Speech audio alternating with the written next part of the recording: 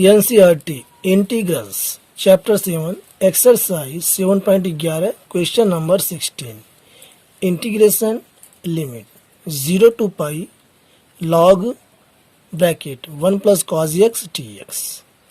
इसका हमें जो है मान निकालना है। तो यहाँ से इसे हम मान सकते हैं I is equal to integration limit 0 to pi log 1 plus cos x और ये डी एक्स। Question number 1। अब इसमें हम प्रॉपर्टी P4 का यूज करेंगे, क्योंकि property P4 integration 0 to a ये हमें बताती है property P4 fx dx is equal to integration 0 to a f a minus x और ये डी एक्स। तो इसका हम इस पर यूज करेंगे। I is equal to 0 to pi limit integration log 1 plus cos pi minus x और ये डी एक्स। चूंकि कॉज पाई माइनस एक्स इसका जो मान होता है वह होता है माइनस कॉज एक्स। अगले स्टेप में I is equal to integration limit 0 to pi log 1 और यहाँ से कॉज पाई माइनस एक्स, इसका सूत्र है माइनस कॉज एक्स, तो हो जाएगा 1 माइनस कॉज एक्स और ये डी एक्स। ये हो गया हमारा equation number 2। Adding first and second. अब इक्वेशन नंबर 1 हमारा है, यहाँ से ये हमारा सेकंड है नीचे, इन दोनों को हम जोड़ देंगे। एडिंग फर्स्ट एंड सेकंड, तो आई और यहां से आई, ये कितना हो जाएगा 2i 2i is equal to limit 0 to pi log 1 plus cos x plus log 1 minus cos x और ये D x.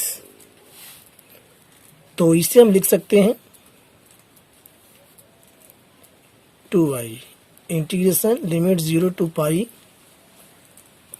log 1 plus cos x एक ब्रैकेट में और दूसरे में 1 माइनस कॉस एक्स और ये डी एक्स। चूंकि फार्मूला होता है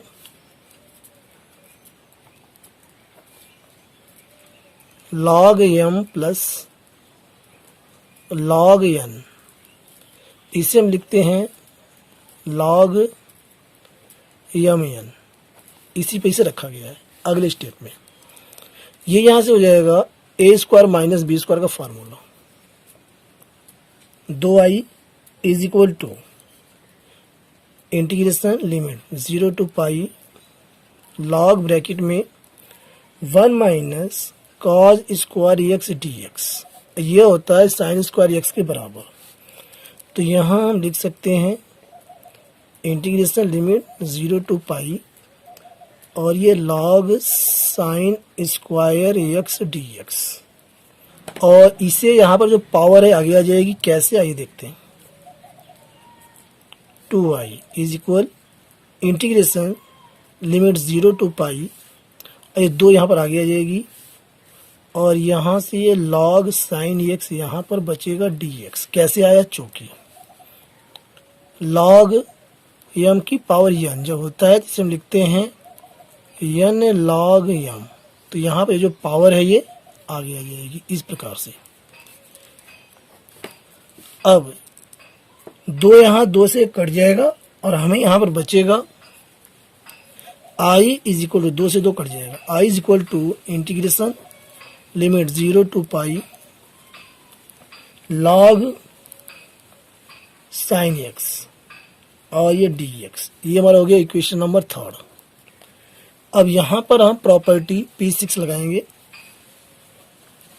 तो ये हमें क्या बताती है, चूंकि property P6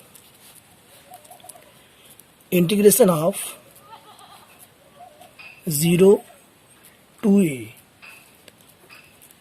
fx dx is equal to 2 integration of limit 0 to a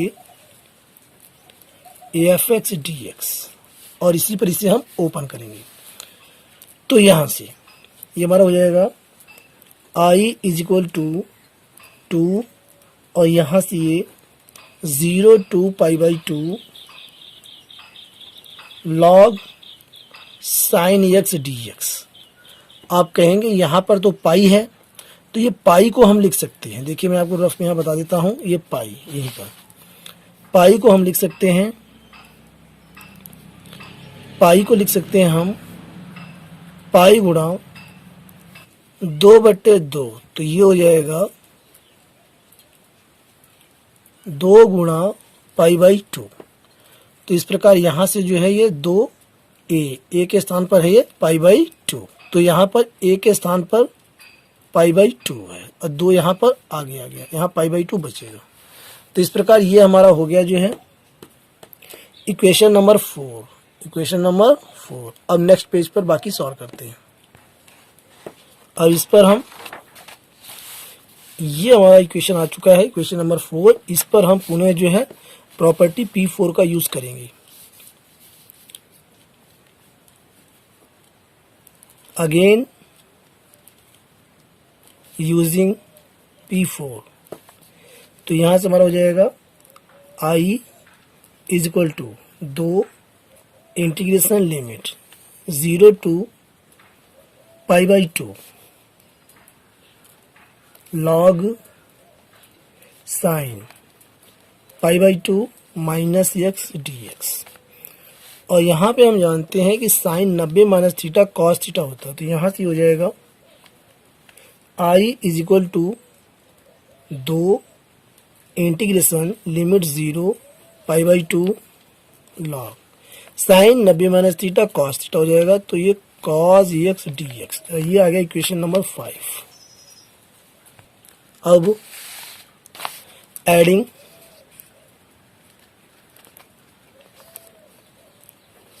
four and five, तो यहां से हमारे पास है, ये देखिए 4 और ये हमारा आया है 5, तो i है यहां पर हम जोड़ देंगे तो आ जाएगा 2i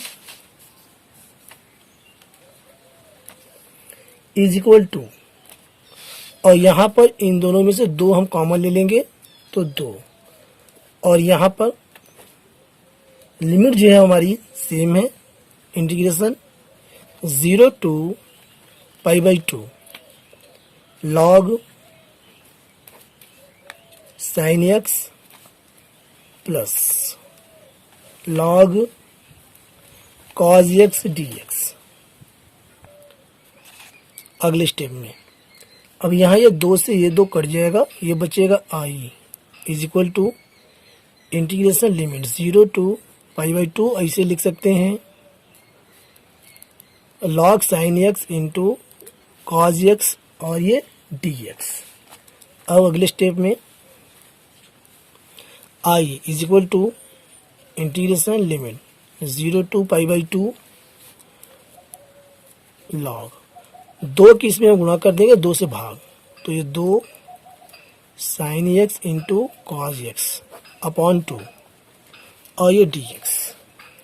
ये यहां से हो जाएगा sin 2x का ये फार्मूला, तो इसे लिख सकते हैं integration limit 0 to π/2 log sin 2x upon 2 dx। चूंकि हमारे पास फार्मूला होता है log m/n, तो इसे हम लिखते हैं log m minus log n, इसी पे इसको ओपन करेंगे। इंटीग्रेशन 0 to π/2 लिमिट, और यहां से ये log sin 2x माइनस, और दोनों को अलग अलग कर देंगे, इंटीग्रेशन ऑफ लिमिट 0 to π/2 और ये हमारा log 2 और यहाँ से ये dx और यहाँ भी ये dx होगा। अब अगले स्टेप में, अब यहाँ से integration 0 to π/2 log sin 2x dx minus log 2 constant बाहर हो जाएगा, log 2 integration limit 0 to π/2 dx। अगले स्टेप में अब यहाँ से इसका हम अलग इंटीग्रेशन करेंगे, इसका अलग। तो इसमें हम मान लेंगे, माना 2x is equal to T. तो इसका जब हम डिफ्रेंसिएशन करेंगे तो ये हो जाएगा 2dx is equal to d t, यानी कि dx is equal to dt/2। और यहीं हम लिमिट भी चेंज कर लेते हैं। तो यहाँ से चेंज ऑफ लिमिट, जब x बराबर 0 तो हमें जो है इसी को इस पर रखना है, तो हो जाएगा t बराबर 0। जब x बराबर π/2 तो यहाँ हम रखेंगे π/2, यानी कि 2 गुणा π/2 बराबर 2, तो 2 से 2 कट जाएगा, यानी आएगा पाई बराबर t। इस प्रकार अब नेक्स्ट पेज पे इसे सॉल्व करते हैं। अब ये वैल्यू यहाँ उठा के पुट कर देंगे, तो यहाँ से हमारा हो जाएगा, जब π/2 है तो यहाँ पर आ जाएगा ये पाई, टी की वैल्यू हो जाएगी पाई, लिमिट हमारी पाई, और ये लोअर लिमिट हो जाएगी हमारी 0। और यहाँ से हो जाएगा log sin t, और यहाँ पर ये dx कितना है dt/2 और ये माइनस log 2 और dx का इंटीग्रेशन होता है ax और ये लिमिट 0 to π/2। अब इसे सॉल्व कर लेते हैं। इज इक्वल टू 1/2 कांस्टेंट बाहर हो जाएगा, 1/2। तो यहाँ से 1/2 इंटीग्रेशन लिमिट 0 to पाई और ये log sin t dt minus, और यहाँ पर ये वैल्यू पुट करते हैं log 2, तो पहले π/2 रखेंगे, π/2 और फिर 0। अगले स्टेप में 1/2 integration limit 0 to pi log sin t dt minus π/2 आगे आ जाएगा, π/2 और ये log 2। अब इस पर प्रॉपर्टी P1 का यूज करेंगे, P1, क्योंकि ये क्या हमें बताता है, ये हमें बताता है integration limit a to b, यहाँ पर b है, f of x dx is equal to integration of limit a to b f t और ये dt, यानी कि t dt के स्थान पर हम यहाँ पर x dx रख सकते हैं और यहाँ पे लिमिट सेम है, तो यहाँ ये चेंज हो जाएगा। ये हो जाएगा हमारे पास 1/2 इंटीग्रेशन लिमिट 0 to पाई और यहाँ से हो जाएगा log sin x dx minus π/2 log 2। अगले स्टेप में इसे लिख सकते हैं 1/2 इंटीग्रेशन ऑफ 0 to, ऐसे कर सकते हैं 2 गुणा π/2 और ये log sin x dx minus π/2 log 2। अब इस पर हम प्रॉपर्टी P6 का यूज करेंगे, जो कि P6, और ये हमें बताता है integration of limit 0 to 2a fx dx is equal to 2 integration of limit 0 to a fx dx। तो यहां से इसे हम कर सकते हैं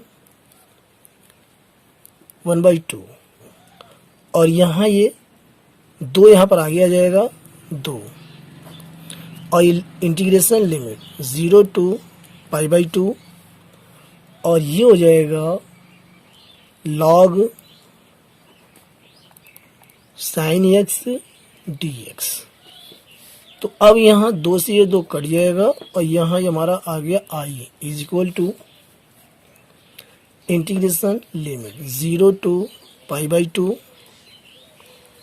log sin x dx minus, इसे यहाँ लिखते रहें माइनस π/2 log 2 माइनस π/2 log 2। अब हम इक्वेशन नंबर 4 का यूज करेंगे, यूजिंग इक्वेशन 4। ऐसे भी रोक देते हैं। तो यहाँ पर इक्वेशन 4 में हमारे पास है, ये हमारे पास है इक्वेशन नंबर 4, यहाँ पर ये देखिए यहाँ पर हमारे पास है। तो यहाँ पर हमारे पास है इक्वेशन नंबर 4, 2 और integration of limit 0 π/2 log sin x dx। तो यहाँ पर ये देखिए ये भी एकदम बराबर है। तो यहाँ पे ये जो 2 है ये बट्टी में जाएगा i के, i/2 बराबर इतना हो जाएगा। मैं आपको करके ही भी दिखा देता हूँ। i/2 बराबर integration limit 0 π/2 log sin x dx, यानी कि इसके स्थान पर हम i/2 रख सकते हैं। देखिए इसके स्थान पर हो जाएगा i/2। तो यहाँ से i is equal to i/2 minus π/2 और ये log 2। i/2 का हम पक्षांतर कर देंगे तो i माइनस i/2